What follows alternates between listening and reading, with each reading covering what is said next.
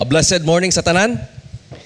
Indeed, no, nagpasalamat ta na atong buhing Diyos, siya gyud ang ato ang dalangpanan. And indeed, naagi kalinaw, tinuod na kalinaw na makita nato with Him alone. So, we are now at sa final chapter of sa atong ginasubaybayan na libro sa New Testament, which is sa Episo, no?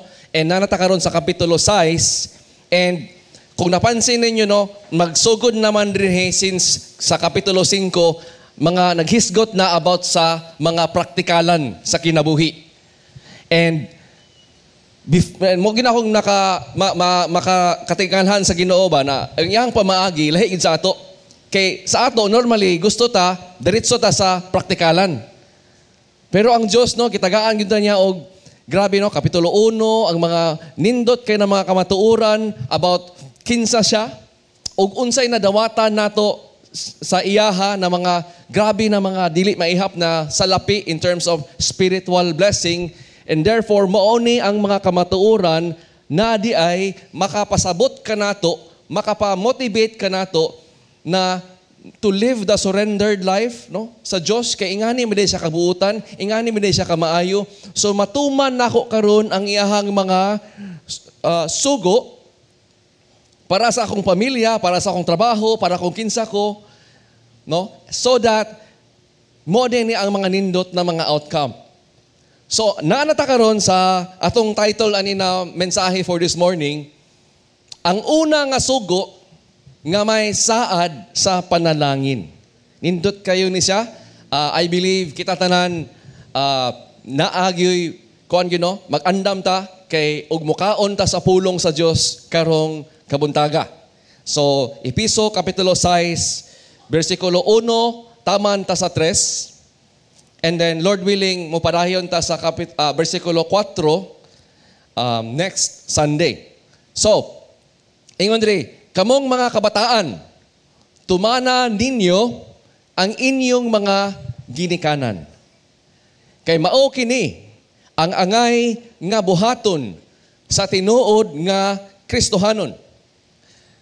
Tahura ang imong amahan o inahan, mao kini ang una nga sugo nga may saad. Ug mo kini ang saad aron mahimong maayo ang imong umaabot ug lugwayan ang imong kinabuhi dinhi sa kalibutan. Magampo kita. Ginoo, salamat Lord sa imong pulong. Salamat sa imong kamaayo na kami tanan, Lord, imong gialaw na makamata karong kabuntaga. Kitagaan kami nimo og fresh new day na makatipok kuyog sa among mga igsuon, Lord. Na dili lang namo sila makita dinhi sa kalibutan, kundi kaning mga igsuon na among makita, Lord, all the way sa langit one day. And so, allow us, Lord, sa pagsimba kanimo, sa pagpaminaw sa imong pulong. Allow us, Lord, through your Holy Spirit, na amo kaning matanom ang imong pulong karon na among madunggan sa among kasing-kasing ug ako mong kaning taguon para ipabunga kaninimo ug mausab ang among kinabuhi. Labaw na unsaon namo paghatag sa insakto na pagtahod ug sa pag-give og honor ug obedience sa among mga ginikanan. In Jesus' name, Amen and Amen. Kani siya na command, no? Sayon na kayo in terms of clarity kung unsay gusto sa Ginoo. Naaragi usa ka buhatonon ang usa ka anak. Iyang duty is tagaan niya og honor ang iyahang mga ginikanan ug mo-obey siya sa iyahang mga ginikanan. Ingana ra gyud no ni siya kasimple. So karon ato siyang kung ano, no, unsa atong makuha ani na mga nindot kay na mga ginto of truth sa atong kinabuhi kay importante kayo kanato. Nagsugod man na siya, no, sa mga kabataan, children, o sa Griego taktekna, no, tatekna. Dili na siya pasabot gagmay na bata. Mao man atong pasabot sa English man god, no? Usually kung maingon ta children o mga children atong una-una diretso gagmay na bata, di na mo aplikar kay dako naman ko karon, no? Teenager naman ko or adult naman ko. Ay, papa naman ko, mama naman ko karon, lolo naman ko. No, mo apply gyapon siya habang buhay kay ang pasabot ani sa Griego is mga kaliwat. So as long as, no, ang iyahang sabot na nay nanganak nimo o nay na kay ginikanan o habang buhay kita kaliwat ta nila, no? So para din sa atua, mabata man ta, ma-baby, ma-infant, or kung naana ta karon sa advanced age na kita mismo na nagali tay apo, no? Og sila na ilahang apo sa tuhod na lugar sa atong mga ginikanan, applicable pa day gihapon ni siya na command sa Ginoo. Naalang siguro yung mausab in terms of how it would look like in life. And mo na atong sa mahisgutan lugar. If you think about it, here in the Philippines, no, sa people under the age of 18, no, sa tanan total population nato, 41.9 million ang tao karon na naa sa Philippines below 18 years old, 18 and below. And if our total population is around 100, no? Almost half. Grabe na gyud ang nausab, no, na demographic na naanata karon almost na sa minority if lapas na ka sa 19 years old. No? Then naana ka sa gamay na lang kulang, maapsan na ta in terms of population sa mas manghod, mas bata nato tanan. Now, even though we are, unsay tawag nato, mailhan ta sa uban mga nasod, no, na we are the only Christian nation in the world, in Asia. No, we are the one of the, no, kaning nasod sa tibuok kalibutan na naagyod ang, no, freedom of being able to exercise our faith in the Lord. Under attack pagid gihapon sa yawa, ug makita gyud nato, no, sa atong dinhi even sa Cagayan de Oro na daghan kayo mga pamilya na naay problema, no? Daghan kay mga kabataan karon na more and more ang edad gaubos, no? Mahimong mas bata pagyud na mo engage na in mga crime. Mo engage na in mga certain sins na only older people used to do in the past. Karon, even mga bata gabuhat na. No, sa mga panimalay, kakadaghan gyud ang realidad na naay mga bata, no, na daghan mga bata na gagmay na supak na sa ilahang mga ginikanan. Now, one of the things na imong madunggan sa reklamo is nasulti siya ingani, no? Kung atong ikaw anong usa ka complaint sa usa ka ginikanan, ana siya ang mga kabataan karong adlaw, ana siya puro ra sila ilahang huna is to live in kaning magpadato or live in luxury, magpahayahay. In other words, atong mga kabataan karon, they have bad manners. Atong mga kabataan karon, ang ilang kuan is, no, ilang gina-question or show nila, gina-look down nila ang mga naa sa otoridad. Wala say respeto, wala na yung modo sa mga mas tigulang pa nila. Ang ilang mga stinoryahan, nonsense, walang padulungan. Dapat nagtrabaho na lang na sila, sige, daldal.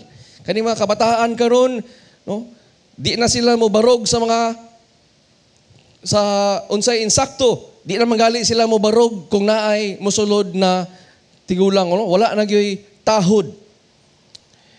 Ilahang supakon ilahang mga ginikanan, storya grabe og complain and grumbling, and ilahang galing i-tyrannize ang ilahang mga elders. Kabuka kinsa nagsulti ana? Si Socrates. Kabuka kanus arang ang gisulti? 400 years before Jesus Christ came into the world. Mura na 2023 din, no? Mura din, no? Sabi na ito, na, karoon na as 2023, grabe na yung mga kabataan karoon. Ay, naaman na nagreklamo na ginikanan sa una. Murag parihar ang mga gihapon ng yang ginasulti. Amazing, no? Dili rin na siya sa panahon, nagi rin na sa kasing-kasing, di ay?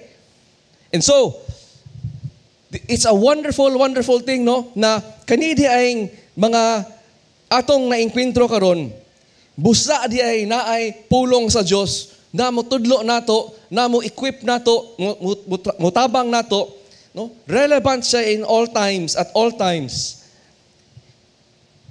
Now, one quick observation before ta mupadayon. Napansin ninyo na sa versikulo 1 ug 3, giuna ang mga kabataan. O sa versikulo 4, dayon ang ginikanan. Don't miss that, no? Kaya naaman na order ang Diyos, yan ang gituyo, gindot kaya na siya. Baka huna-una magunta, ay Lord, dapat unahon mo ginikanan. Ang ginikanan dapat insakto nila pagtut. Di ba? Kung sakto ang ginikanan, then ila rin ang ipasa sa mga anak.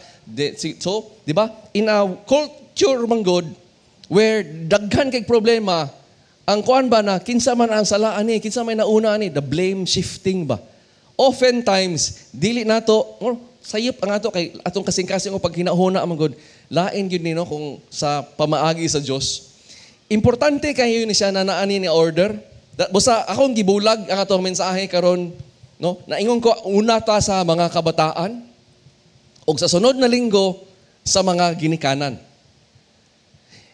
Nganong significant man na nagiuna sa Dios ug hatag kaning iyang sugo sa mga kabataan. Kita tanan, di ba? Niagi sa kabataan. Sa atong pagkakabataan.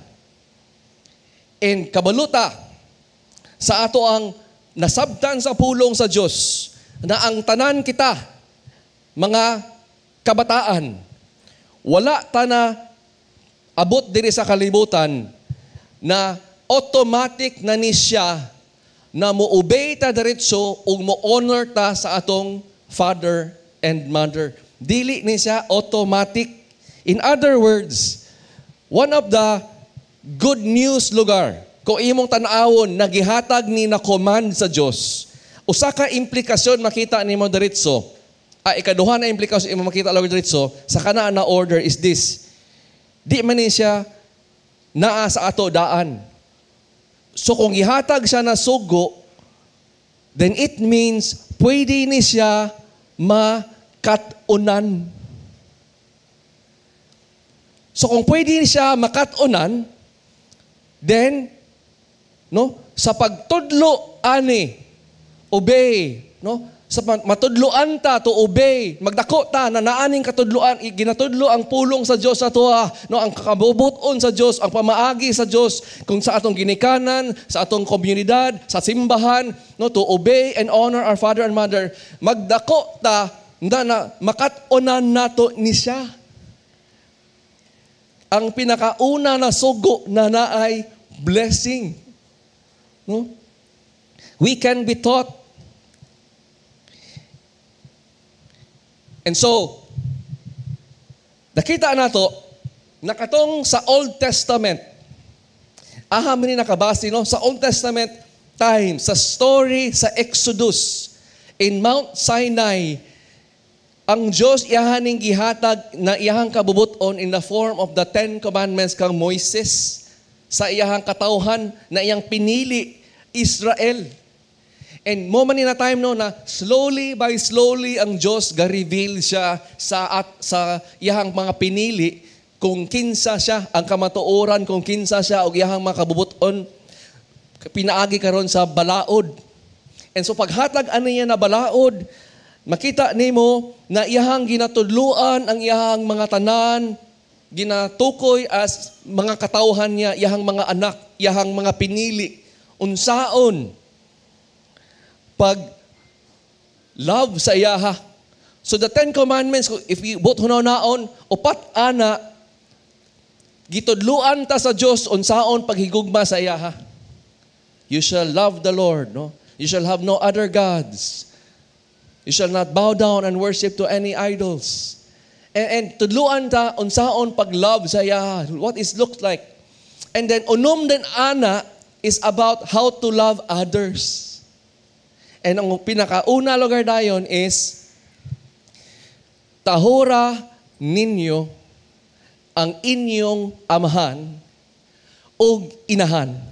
Sumala sa gimando ko kaninyo aron magkinabuhi kamo og dugay ug mahimong maayo ang inyong kahimtang diha sa yuta nga gihatag ko kaninyo.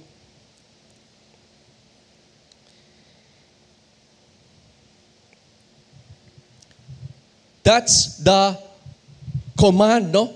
Mona karon ang quote karon ni Pablo sa Epeso, mga Corinthian Christians, mga Ephesian Christians, no? Mga New Testament Christians, para kanato. So, kani na word di ay importante kay nato ni masabton, no? Mga kabataan,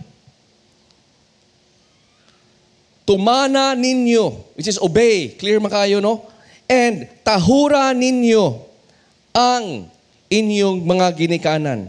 Kana siya napulong, no, kanang honor, tahod. Ang atong pagsabot ana is or ang kuanan ano, ang Hebrew ana is kabed. Unsay pasabot sa kabed? Literally ang kabed means to honor, no? Kabed is tagaan nimo og gibug-aton. Naay bugat, no, na imong ihatag ana na tao. And kana siya na weight, no, gigamit na sa na word kabed sa also sa glory sa Dios. Give glory sa Dios. Give kabed to the Dios, to sa Ginoo, no? Natagaan nimo og weight, tagaan nimo og gibug-aton ang Dios. Give honor as well, no, to your parents. Tagaan nimo sila og kibug-aton. Ang nindot kay na illustration is sama sa ginto, gold, no? Naay mga certain na mga bagay na mas daghan, mas bugat, mas mo grabe ang iyahang worth kantidad. Na mas kung magkabugat, mas magkagrabe ang seriousness na imong gihatag na sa iyaha. Mas grabe ang honor na imong gihatag, the more it's heavier, weightier. No? So, how does that look? Nganong kana man na word, no? Nganong tagaan nimo gibug-aton? Dara bagikan ang atong Tagalog karon, bigatin, no? Mga bigat kan mo rin ang mga bigat sila, mga big boss, no? We'll see, no? Kung ingana ba, pero ang usa ka illustration ana dayon from that gold is tan-awa sa pulong sa Dios unsa kabugat kung imo kini siyang isalikway na pulong. You see, if you're to give honor, kung dili nimo tumanon, meaning dili ko mo to, mo give ko this honor, ang kabugaton karon sa sangputanan is this, the weight of consequence. In other words, Deuteronomy 21:18 to 21, ingon dira, pananglit ang usa ka tao may anak nga lalaki ug nga gahi og ulo ug masinupakon. Ug dili mo tuman sa iyang mga ginikanan, bisan ginadisiplina na siya, bisan ginasilutan na siya. Naa din na, no?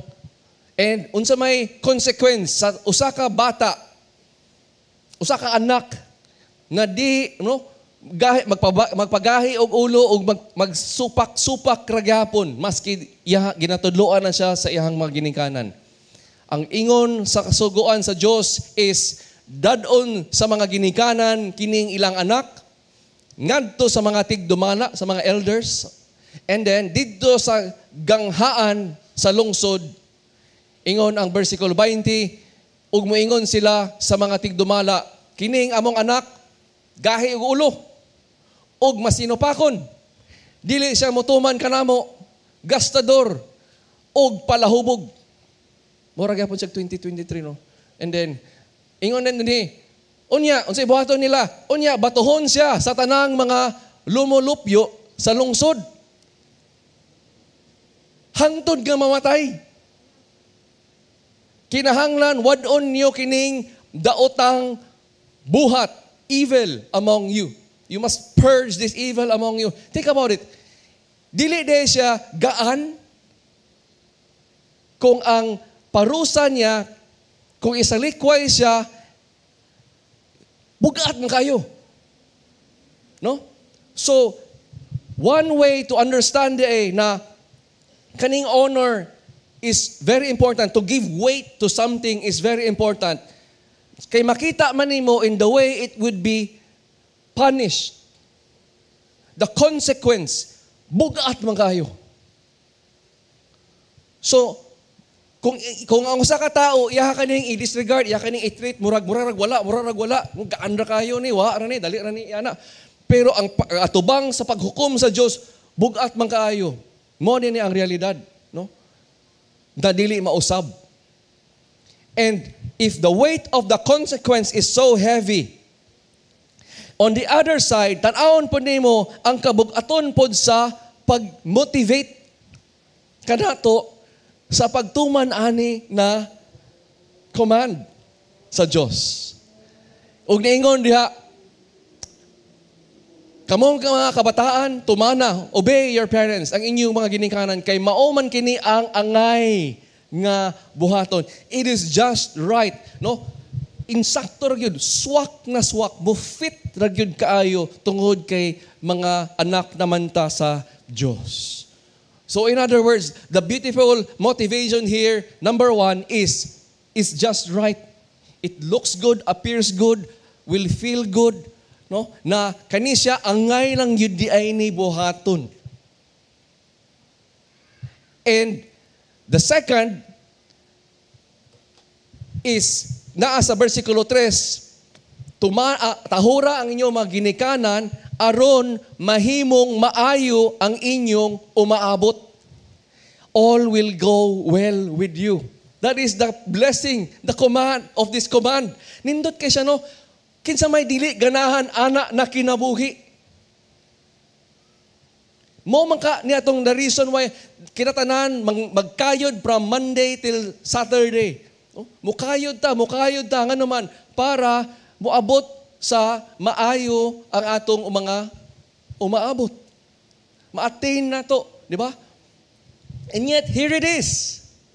The secret of life, the secret of the blessing sa Diyos na iyahang ihatag sa tanan niyang katauhan if mosalig ta sa iyahang pamaagi.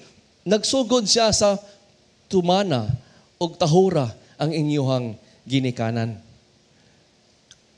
Ang ikatulo na nakahatag og pagbugat anino is og lugwayan ang imuhang kinabuhi, dugangan, no?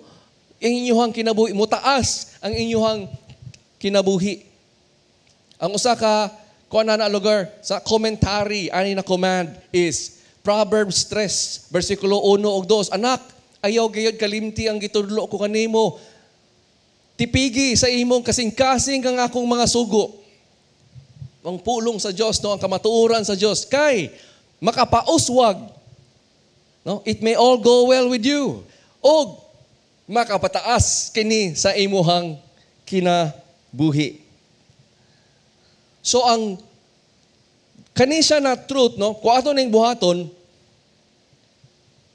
ang general na makita nato sa usa ka life sa usa ka tao is that malikay siya sa daghan kay na mga heartaches and pain if muhatag siya tahod ug mutuman siya siyang ginikanan. Daghan kay siyang malikayan na mga sala ug mga consequences sa sala sa iyang kinabuhi. And that's why, no, makita nimo do dili ta kabalo ang atong kinabuhi dinhi sa kalibutan, makita nimo generally mas tsada gyud, mas nindot gyud ang usa ka anak sa Dios na magkinabuhi in this way. Mas peaceful, mas joyful, mas blessing-filled, in other words.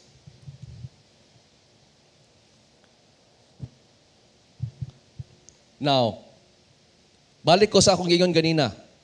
Realidad man karon na dili tanan pamilya, dili tanan ginikanan, healthy, obedient sa Ginoo. And even if Kristohanon, dili tanan gihapon ginikanan og mga anak. Pero we're talking about parents man, no? Honoring our parents. Dili tanan mga ginikanan sa tawag na normal as according sa pulong sa Diyos. So ang term na is dysfunctional. Ang pasabot lang sa dysfunctional is dili siya able to do or perform or function as unsay dapat. Okay? Muna siyang dysfunctional siya. So daghan kayo mga tungod sa sala, tungod sa consequence of sin, because of disobedience, hard-headedness, na naay dysfunctionality sa family, and indeed, daghan sa mga parents ni nagkakakita. And that's why maybe some of us here ba, ringon, wala man kakabalo sa akong sitwasyon. Pastor, kahit kuan makay na akong amahan, manguli siya, hubog, pangkulatahon mi. Unsaon ako paghatag og butuman ana og muhatag og og tahod, tarong na tahod sa mga ana. No, napabaya man kay sila. I have never seen my father. I've never seen my mother. Ila man mingi abandon. Dili siya sayon, I tell you, because sala is involved man. Devastating yun ang sala. Perversive man yun ang sala. But still, is there something na makasalig ta sa atong amahan sa langit na perfect ang iyahang ways? Nangano sa tanan tao sa kalibutan, sila man ang iyang gihatag nimo sa imo bilang imuhang ginikanan dinhi.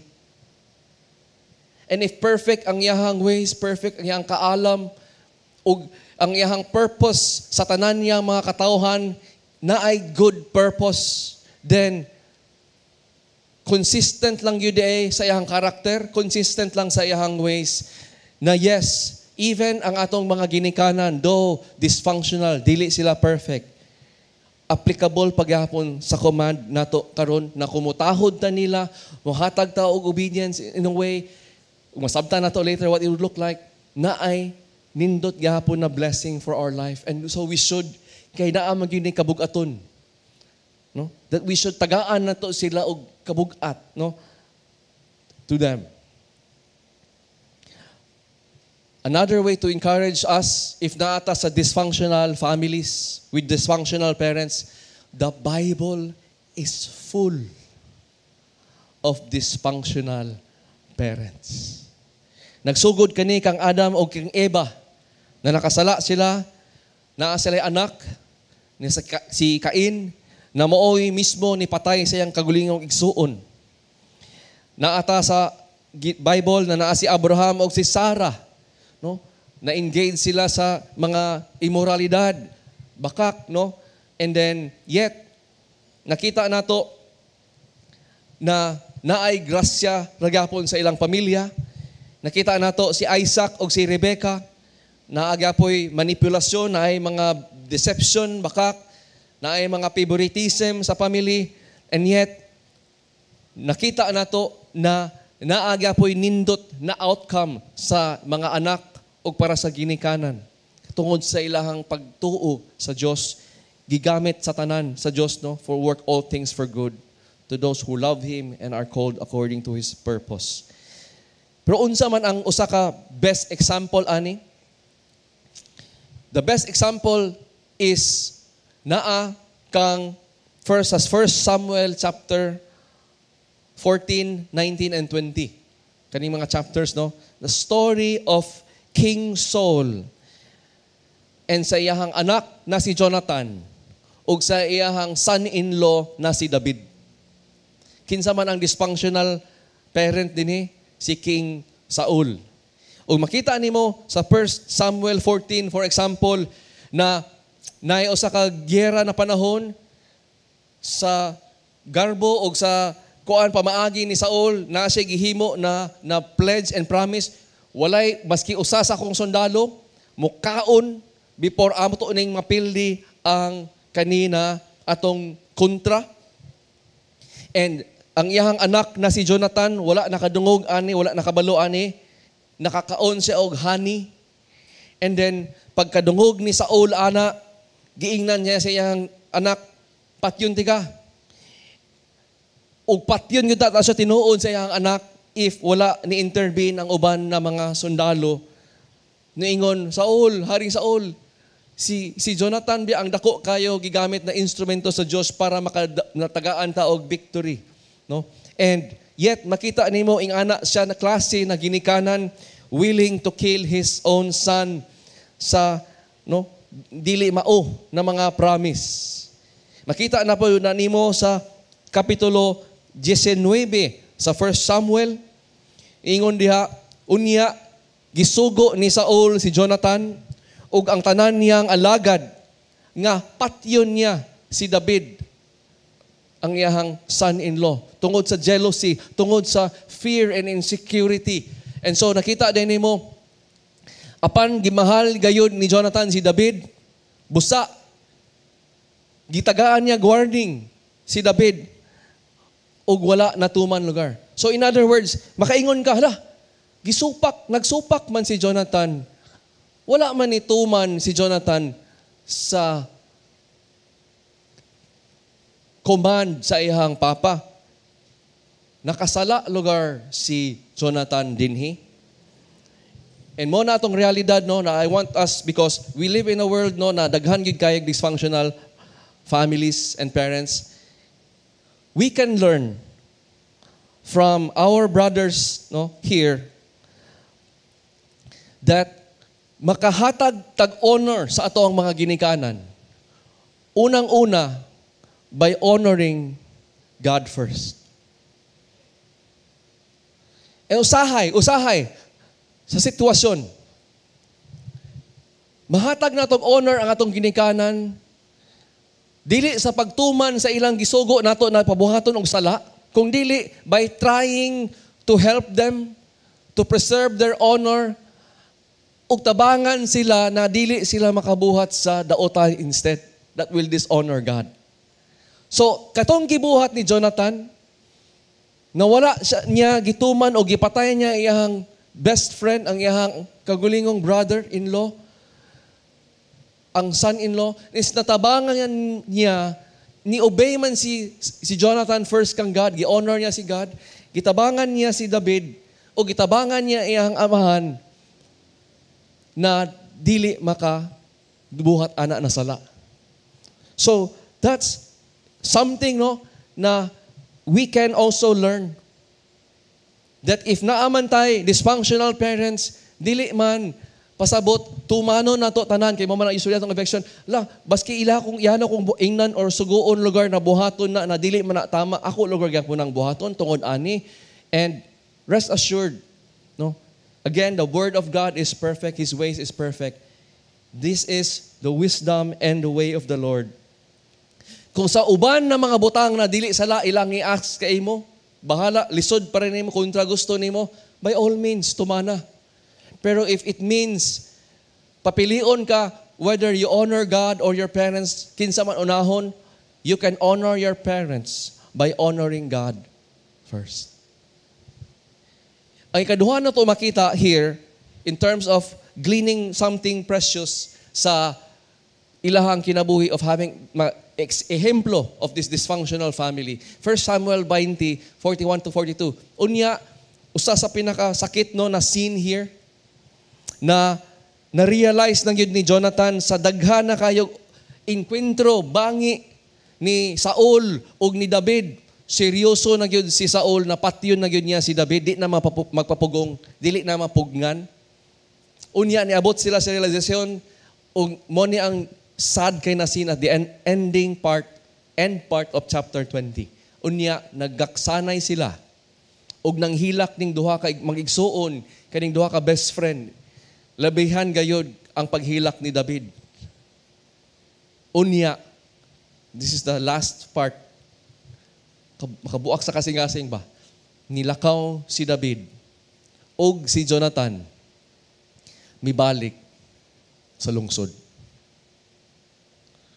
Sometimes that's the reality, no?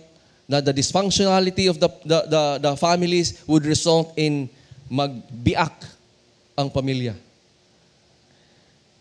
That it would result in this way, no, na sa pag-try nila og honor o try nila og obey sa ginikanan nila, the only way they could continue to do that is to go their separate ways. And so yes, naagi day bugat na consequences ang sala, ang kuan ani. That's why maghatag gyud tag insakto na ano pod para sa mga parents to children next week. Karon as children to parents, this is how we should. And take important lessons, no, from them. Natahod gyapon nila si Saul maski daotan ang nabuhat, sakit kay ang gipangbuhat, naghatag gyapon sila insakto na pagtuman og pagtahod kang Saul.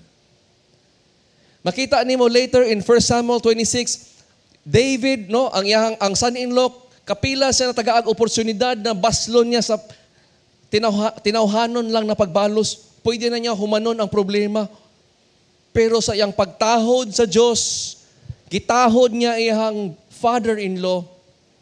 O kanino ang pagsunod o pagpasidungog sa atong mga ginikanan, wala magpasabot nga wala nat kita magbutang sa mga insakto na boundaries, utlanan sa atong relationship uban kanila. So yes, if life is in danger, if naay mga kanang sins, horrible sins na gina-involve, insakto ra gyud and right, and we can still continue to honor God and our parents even if magbutang ta og boundaries, even if kailangan mo ano, and that would be it. Though it still is a very painful, heart-breaking incident na makahilak gyud ta, makahilak gyud ang mga igsuon ana og mabuak gyud og maybe habang buhay i-carry na pain. If you think about it, David and Jonathan, wala na sila nagkuyog after ani.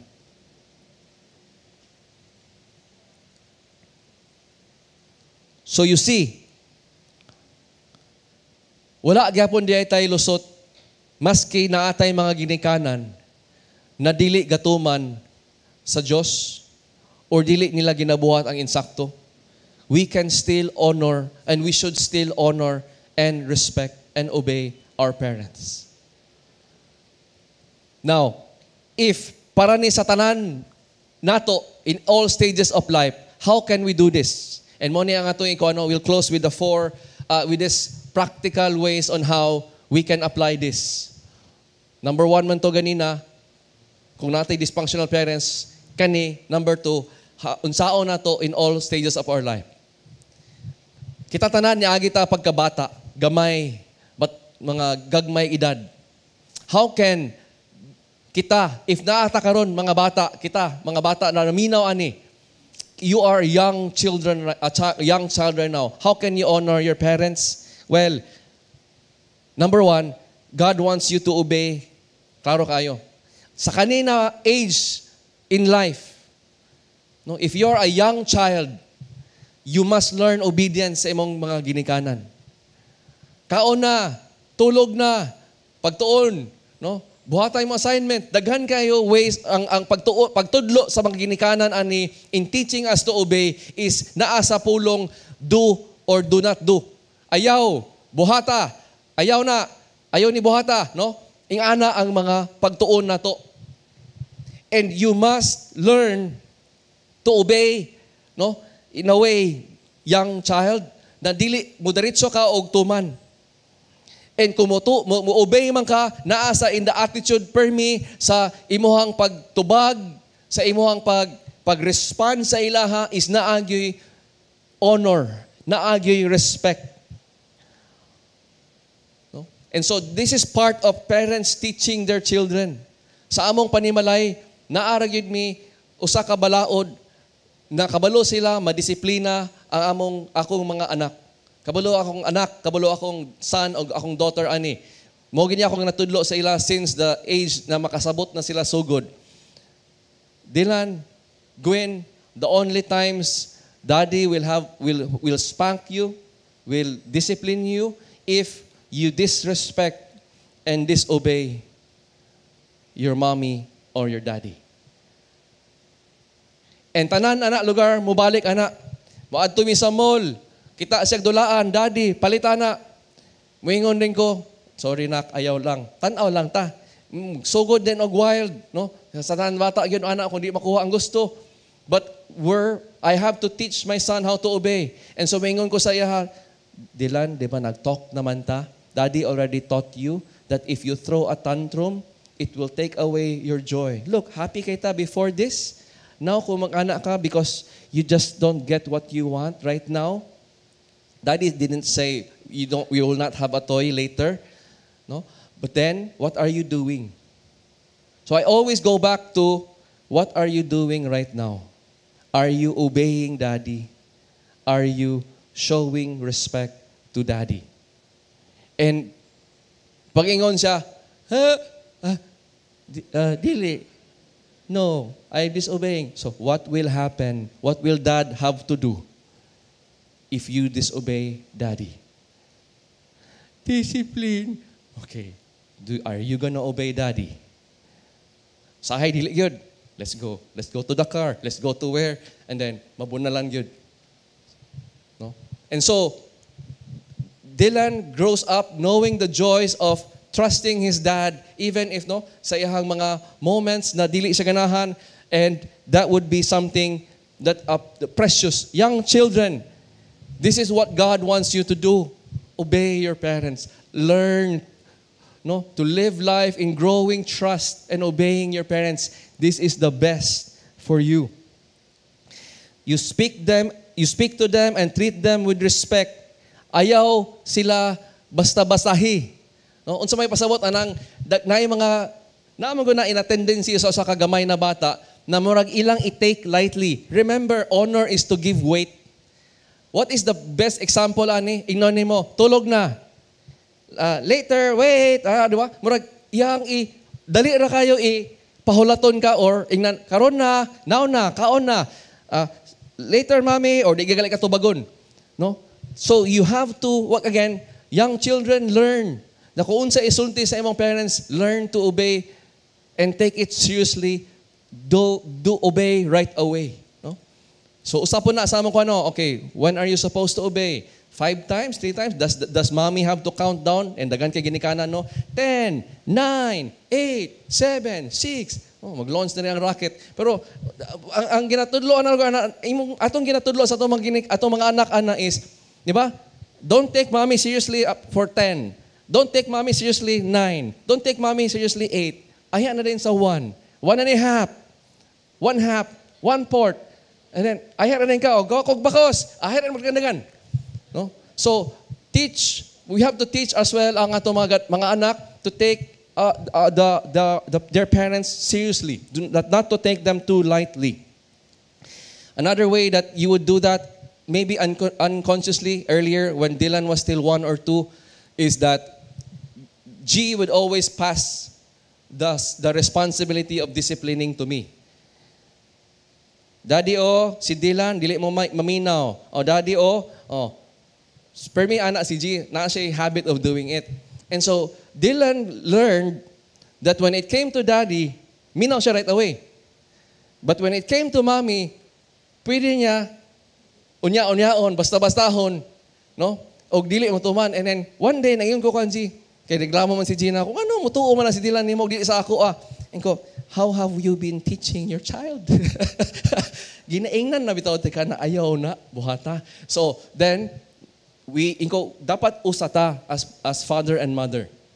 We should be teaching, and if the times na wala ko, you have to teach Dylan to obey you and respect you. That's what I do when I'm around man for you. No? So, that's what we do. And next lugar na yun would be, one way to give honor is that you shouldn't grumble, you shouldn't complain sa mga do's and don'ts sa imong mga ginikanan. Learn to trust them and obey. Now, if we're now older and you are now a teenager, how can you honor your parents? Well, you can honor your parents in the light of Philippians 2:3-8. No? Do nothing from selfish ambition or conceit. Pero in all humility, i-count others more significant than yourselves. Tanawa, dili lang sa imong own interest, but sa interest sa uban. Kabaw ka nga, teenagers is the age where children begin to realize na uban aspeto na sa kinabuhi, mas maayo na ta kaysa atong ginikanan. And if moabot ko sa punto na, I'm better than my daddy and mommy. They don't know any better. I go to my friends and bitaw, mo na akong yango-yango mitanan. Puabot ko sa balay, akong smulin akong papa, mama. Old passion mga ka. You don't know what you're talking about. Right? And that would be, na filled ta with conceit and pride. But the Christian way, remember, teenagers, God gave you your parents. They did live in this life longer. Naamagid sa insakto na, although sumuna na, pabalik na may, kamo padulong pa lang. Pero tinuod man sa gyud na. And so, we should see na if dili lang akong kagulingon atong unaon, but for them, then as teenagers, we could actually also continue to honor our parents, man, by understanding unsa na ilahang ginabuhat, dili na sayon. Do you wonder why sa gihatag na motibasyon sa Dios unsaon sa ginikanan pagpadako pagtudlo silang children, daghan kayog motivations to do it? How we should honor and obey our parents? Dili man ni sa sayon na trabaho. If you don't understand that your parents will have to wake up every day early, go to work, run the business, do whatever it is the job, manual labor and everything, blood, sweat, tears, just to provide, you would start to take it for granted. So one way to honor your parents is dili nimo, try to understand. Get their story. Tell them, Dad, what do you do? Mom, what do you do? Help, makasabot ka, makahelp sa imuha. And so you would know their history. One thing I appreciate sa akong dad and mom, even gamay pa mi in teenager years, ginatudloan min nila, ginastoryahan min niya sa iyang history. And it's made us realize and really not take for granted among life. Na niabot miya ani sa sitwasyon, dili tungod, nagpahayahay lang sila, kundi nikayod gyud sila. Nikayod gyud sila. I've never experienced having to work to study as a working student. They have. And so, mo na akong makita, honor your parents, sabta sila gikan, sabta na dili na sayon ilang ginabuhat, and take responsibility for your family. I have a mommy, single mother siya. Hilak ng hilak. Usa lang gid akong paampo na akong anak maka-realize siya and to take responsibility sa balay. Na magtabang siya sa ako, maging responsible siya. Dili niya sayangon ang iyahang ginakuan karon na magbagsak-bagsak siya. So, that's something you can honor your parents. Take responsibility sa balay. Do well with the responsibilities that you have na naa sa imuha karon, teenager. Next is, you can honor your parents by accepting them and thanking God for them. Yes, even in the areas na kita na gyud nimo, uragwaan na gyud niyo, mas maayo na gyud ko nila. Accept their weaknesses, their strength. Thank God for them. Gihatag sila sa imuha para kanimo, para sa imong kabutihan. Thank God na ang Diyos perfect. Give honor to your parents na dili nimo sila panglaiton sa imuhang at mga amigo o amiga. Speak to them, speak well of them. Show honor to your parents kay maminaw ka sa ilaha. Though, yes, naana kay sugod na mga pamaagi, paminawang tagai og kabugaton ang ilahang ginasulti. Seek their wisdom. Seek advice, not just from your friends, but primarily sa imuhang daddy and mommy. Tagai sila og kabugaton og insakto na atensyon na storyahon sila. teenager magod ang conversation ani usually sa mga ginikanan or sa mga balay is, "Dong, nakaon na ka?" Unsay, "How was your day?" Okay. Kuan ba? Taro. talk to them. So, just like you would, no? If these are people you count precious and have actual conversation. So, how older children can honor their parents. Kita, karon mga adult na ka, 18 years above. Makita nimo na nagsugod na tagtrabaho, graduate na ta. And naay kausaban.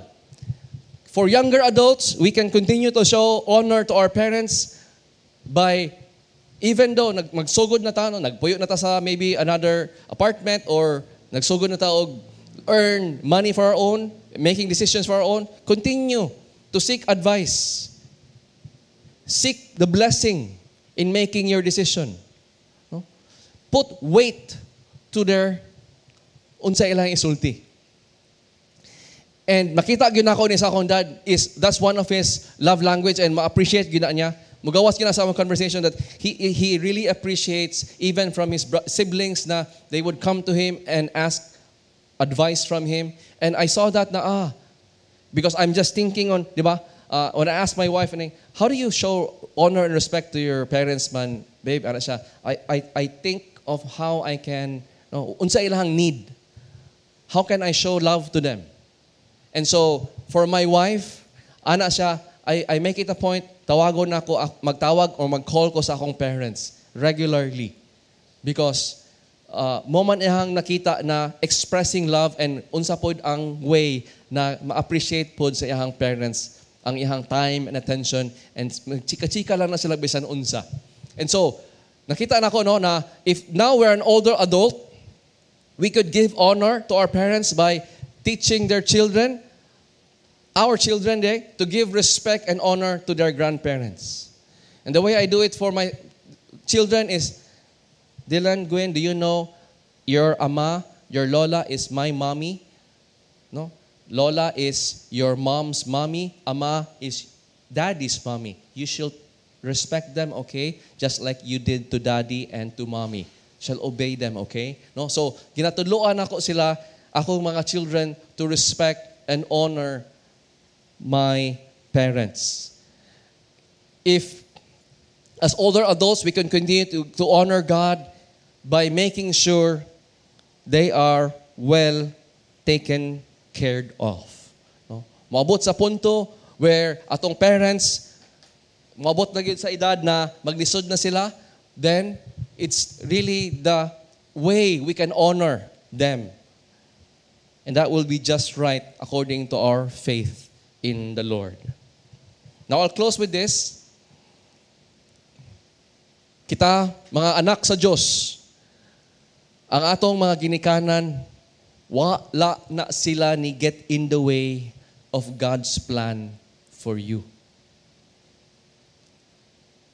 Plano gyud na sila sa Ginoo, nagihatag sila kanimo. So yes, this would really be the picture idea. There is a one here of forgiving, of forgiveness. The sad reality na even kita, mga anak sa Diyos, dili ta perpekto sa pagtuman sa atong amahan Diyos. Dili ta perpekto sa paghigugma sa ato ang ginikanan ug pagtahod ug pag-obey. But unsa ato ang permi mabuhat ug mag-go to the Lord every day, makapangayo tagpasaylo, makahinulsol ta sa atong sala, makabiya ta sa sala, kaya man tang gibuy-an na, and we can continue and start fresh today. The blessing of the Christian, usag yun, is that we have a God of new beginnings. Each day, ang iyang grasya, mabag-o. Kung ihatang pasayloon, iyang ilabay ang atong mga sala as far as the east is from the west. Way kahumanan. Iyang kalimtan, iyang i-blot out ang ato ang record of sin with the blood of His Son, the Lamb that took away the sin of the world. So yes, we can. Though na ay sins involved, ongoing, lisod, heartache, heartbreak, and that's really the painful consequence of sin. Yang matwist, ma-pervert, mahimo into a dysfunctional, what could have been a normal, functional family. So even in the reality of dysfunction, we can continue to love God, honor God, by honoring and obeying our parents in all stages of life.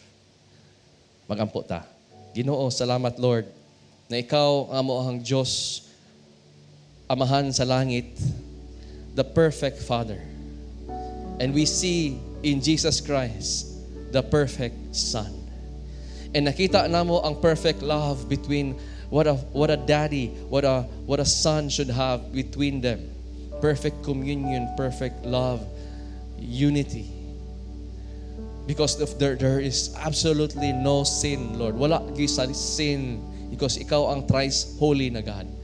And kami, Lord, na maging more and more like Christ. Mo kaniya mo ang aim, among gusto na yes, we've natistingan na namo, Lord, ang alain pamaagi. Ug ni-end yun na siya kung walay pagtuo, sala yun. And it has damaged really our families. Amo man silang ginahigugma, pero kami na noon mismo nakabuhat sa mga butang o nakasulti sa mga butang na nakapasakit. Nadungagan na noon ang sala pagyud. But thanks be to God, imong gi-offer sa amo tanan dinhi karon, Lord, ang forgiveness. Ug ako kamong i-challenge karon. Duol naman ang Mother's Day. Pero dili ta makulat. Duol naman ang Father's Day, Grandparents' Day. Di ta maghulat. Di ta magsalig na nay ugma. Ang gihatag man sa ato is karong adlaw. So kung unsa man na naa pa kay ongoing unsa or na kay ginagunitan pa sa imong kasing-kasing na sakit para sa imong ginikanan, nasakitan ka, akong challenge sa inyo, forgive them. Honor them. Think not just ikaw, but para sa ila. Think back, giun sa kanila, when you were a baby, the sacrifice they made, the things they did for you, di man tanan pangit, di man tanan nilad, naamay nindot. Think on these things. Huna-huna unsay good, noble, true, pure. Think on these things. Talk about these things. Find ways. Kung unsa man ka na season karon, young ba ka na child? Teenage ba ka na child? Younger adult ba ka na child? Or older adult ba ka na child? Honor. Give honor to your father and your mother. And by God's grace and promise, He will do far more than you can possibly think and imagine. He will supply what you need, even that, to be able to honor them and to give honor and glory to God. In Jesus' name, amen and amen.